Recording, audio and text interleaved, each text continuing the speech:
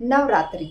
कोई फेस्टिवल मुझे ऐसे याद नहीं आ रहा कि 1 दिन 2 दिन मनाया जाता है, बस 9 डेज़ तक जो एक फेस्टिवल चलता है यानी कि 10 डेज़ तक, वो सिर्फ़ नवरात्रि ही है।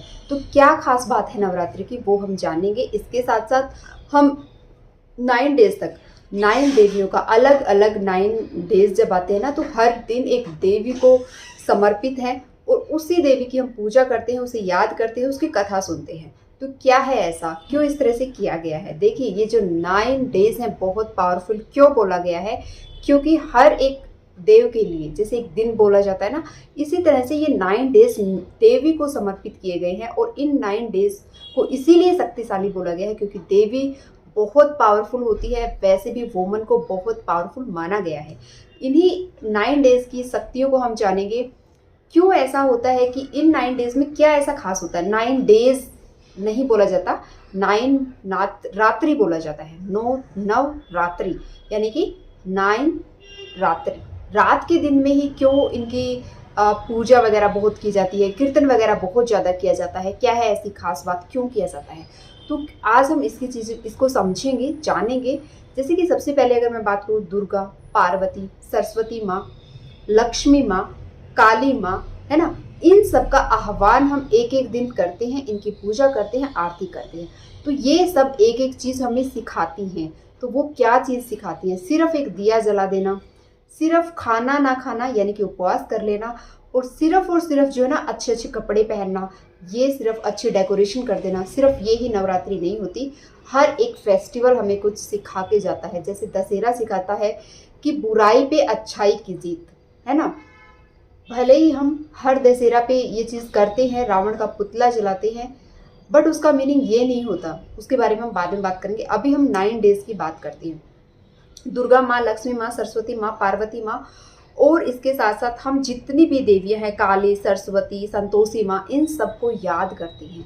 हर एक अगर आप कहानी सुनोगे, अगर आप दुर्गा माँ की कहानी सुनोगे, उसमें कुछ मैसेज हमें मिलता है। पार्वती की सुनोगे, उसमें कुछ मैसेज हमें मिलता है। सरस्वती की सुनोगे, उसमें एक मैसेज हमें मिलता है। जगदम्बा की सुनोगे, उसमें एक मैसेज हमें मिलता है। संतोषी माँ की सुनोगे, उसमें एक मैसेज हमें मिलता है।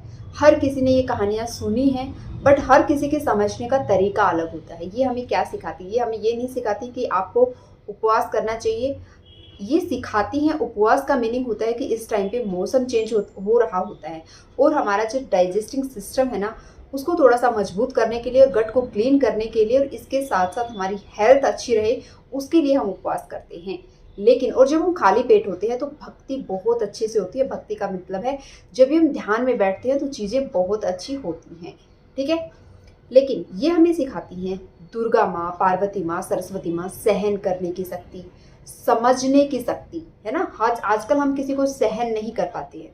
जल्दी से हमसे कोई बर्दाश्त होता ही नहीं। हम कहते हैं कोई छोटी-सी बात भी आ जाती है ना, तो हम कहते हैं कि मुझसे ये चीज़ सहन नहीं होती है।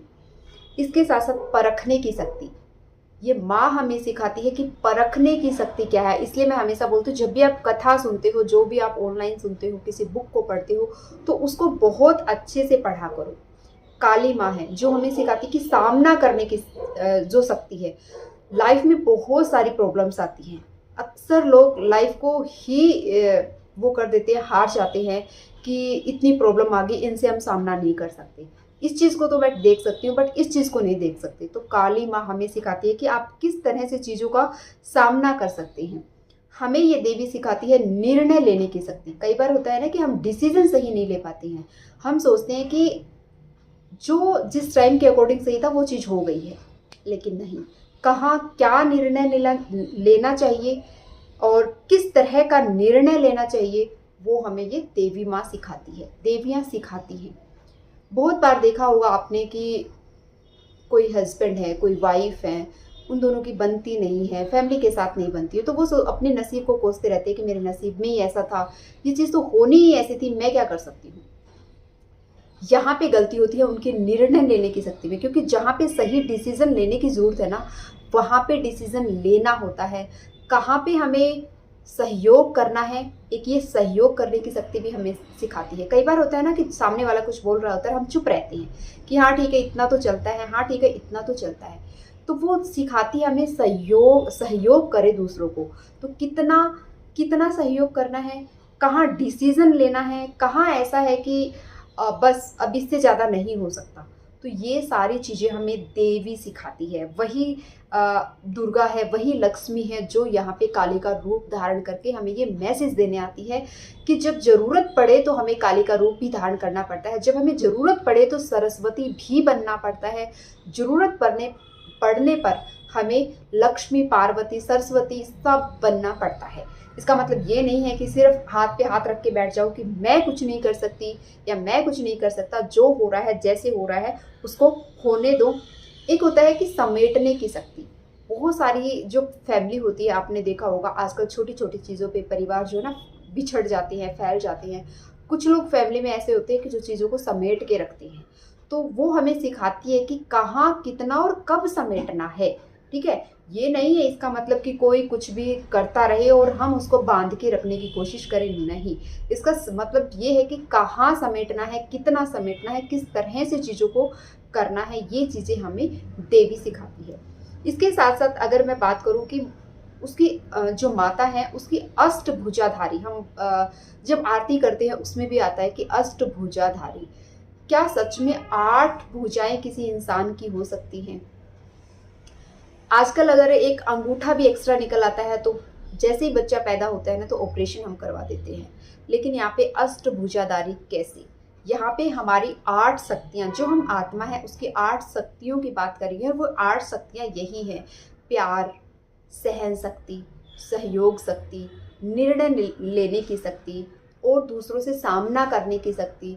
मतलब कब क्या करना है, ये सारी जो, क्योंकि जो 8 भुजाएं हैं वो शक्ति का पावर, शक्ति को दिखाती है, पावर को दिखाती है। तो कितनी पावर है हमारे अंदर सहन करने की, कहाँ सहन करना है, कितनी पावर है हमारे अंदर निर्णय लेने की कि हमारा निर्णय, हमारा डिसीजन कोई चेंज ना कर पाए, या फिर हम कभी मतलब हाँ ठीक है, हुआ तो भी ठीक है। बहुत से लोग आपने देखे होंगे कि हुआ तो भी ठीक है, नहीं हुआ तो भी ठीक है, इस तरह के लोग भी होते हैं। तो ये चीज़ हमें यहाँ पे सीखने को मिलती है और यही हमें सीखना होता है। जब हम इन चीज़ों को इस तरह से सोचते हैं और इस नज़रिए से देखते हैं ना, तब हमें सही मीनिंग समझ आता है कि 9 दिनों तक ही क्यों, एक दिन में ही नवरात्रि क्यों नहीं हो सकती।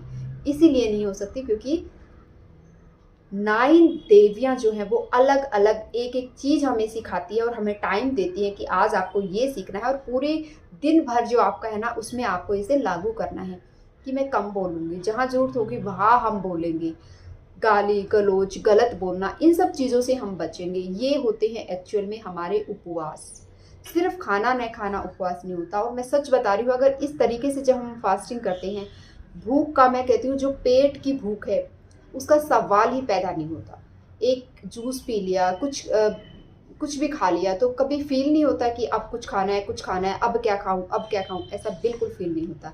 ऐसा तभी फील होता है जब हम इसको मीनिंग को नहीं समझते और उपवास को सिर्फ एक ऐसे सोच लेते हैं कि हमें खाना नहीं खाना, यही उपवास है। ये उपवास नहीं होता है। तो प्लीज़ इन चीज़ों को समझिए और फिर देखिए आपको किस तरह से इसके रिजल्ट्स मिलते हैं, किस तरह से आपको फील आता है। मुझे अब तक एक भी दिन ऐसा नहीं हुआ कि मुझे भूख लगी है, मैं खाना मैंने नहीं खाया है, कब खाऊंगी, कब नवरात्रे खत्म होंगे। जब भी मेरे से कोई पूछता है ना कि कौन सा दिन हो गया, मतलब कितने नवरात्रे आपके हो चुके हैं, तो मुझे फ़ोन में देखना पड़ता है कि स्टार्ट कब हुए थे और आज कौन सा दिन है। तो फिर मैं उस हिसाब से कैलकुलेट करके फिर बताती हूँ कि आज 6th डे है, 4th डे है, जो भी होता है। तो मुझे नहीं फील हुआ। आई होप कि आप लोगों के साथ भी ऐसा ही हुआ होगा। कोई बात नहीं है अगर आपकी अखंड ज्योत बुझ जाती है तो कोई दिक्कत नहीं है। कोई बात नहीं है अगर आपकी जो है वो अच्छे से ग्रो नहीं हुई है, कोई दिक्कत नहीं है। लेकिन अगर आपका भाव अच्छा है तो सारी चीज़ें अच्छी हैं। दोबारा से दिया जला सकती हैं। अगर दिया नहीं बुझना है तो कौन सा दिया ऐसा है जो कभी नहीं बुझना चाहिए, तो उन चीज़ों की तरफ ध्यान दें। ये दिया तो हम फिर से जला सकते हैं, लेकिन जो दिया नहीं बुझना चाहिए वो हमारी सोच का है, वो हमारे समझ का है, वो हमारे परख का है, वो हमारे सहन शक्ति का है। वो कभी नहीं बुझना चाहिए, वो लगातार चलना चाहिए। और जहाँ डिसीजन लेने की ज़रूरत पड़े वहाँ लेना चाहिए, जहाँ पे सहयोग देने की ज़रूरत पड़े वहाँ सहयोग देना चाहिए। ऐसा नहीं है कि ये अपना है तो इसके साथ ये डिसीजन होगा, ये पराया है तो ये होगा, ऐसा नहीं होना चाहिए। जो गलत है, कितना गलत है उसके हिसाब से आपको डिसीजन लेना चाहिए, उसके हिसाब से आपको सपोर्ट करना चाहिए, उसके हिसाब से ही सारी चीज़ें होती हैं। ठीक है, तो ये एक वीडियो थी। आई होप कि आप लोगों को पसंद आई होगी। पसंद आई होगी तो लाइक करना, चैनल पे नए हो तो चैनल को सब्सक्राइब जरूर करना। इसके साथ साथ और भी बहुत कुछ आप लोगों के साथ शेयर होता रहेगा। Thank you for watching. जय माता दी। हर हर महादेव।